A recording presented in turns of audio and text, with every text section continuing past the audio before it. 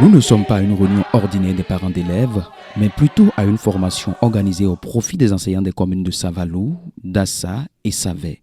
Vendredi 20 décembre 2024, il est midi.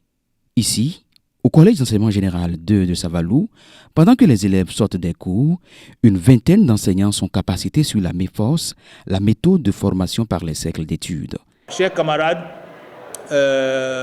après avoir parcouru bon nombre de départements, nous avons dit c'est le tour du département des collines de recevoir l'équipe du SINAM Bénin, de recevoir l'équipe du SINAPROLIC, l'équipe du SNEP Bénin pour partager ces connaissances avec leurs membres et ceci dans un cadre où nous sommes très à l'aise.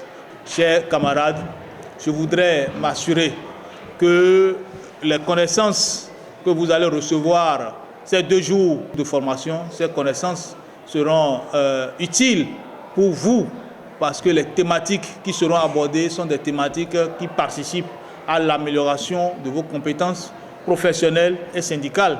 C'est juste également pour démontrer que le syndicat, ce n'est pas seulement la revendication, c'est aussi la formation, c'est aussi l'éducation ouvrière. Membre actif du SINAPROLIC, le syndicat national des professeurs des lycées et des collèges du Bénin, du SNEP Bénin, le syndicat national de l'enseignement primaire public du Bénin et du SINAM Bénin, le syndicat national des enseignants des écoles maternelles du Bénin, ils ont au cours de 2 jours d'intenses activités tutoyé les avantages du syndicat et son mode de fonctionnement.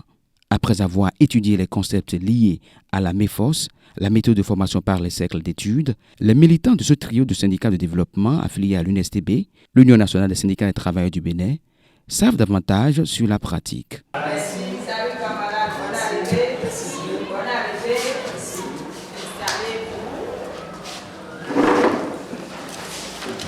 Soyez les bienvenus et la famille. D'accord. Ça vous va? Ça vous va? Merci. Donc, maintenant, nous allons, comme nous connaissons le thème, la prise de parole en public, c'est ça. Donc, chacun cherche des informations sur ça. Et moi-même, je vais chercher s'il y a le matériel avant de venir.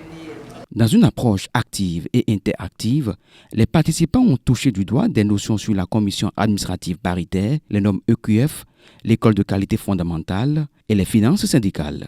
Heureux d'avoir suivi cette formation, quelques participants témoignent. Aujourd'hui, nous avons échangé sur certains points qui peuvent aider un bon responsable à pouvoir bien diriger les différentes séances d'échange dans son unité pédagogique, dans son école avec ses collaborateurs. Déjà, je m'engage à répercuter ce que j'ai appris ici ce matin auprès des collègues qui sont autour de moi et aussi à leur expliquer que quand on parle de syndicat, que ce n'est pas seulement la lutte.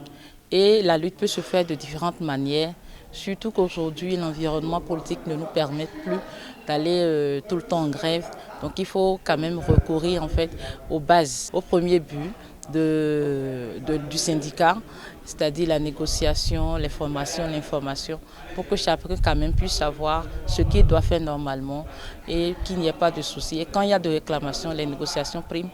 Et après, nous pourrons échanger sur tout sujet qui concerne notre corporation, l'environnement dans lequel nous sommes, notre collège, notre école, etc. Cet atelier de formation financé par la CSQ, la Centrale des syndicats du Québec, et le CSFEF, le Comité syndical francophone de l'éducation et de la formation, s'est déroulé entre autres dans les départements de l'Ouémé, du Koufou, du Zou et du Borgou. À l'occasion, un document andragogique sur la MEFOS est mis à la disposition des participants.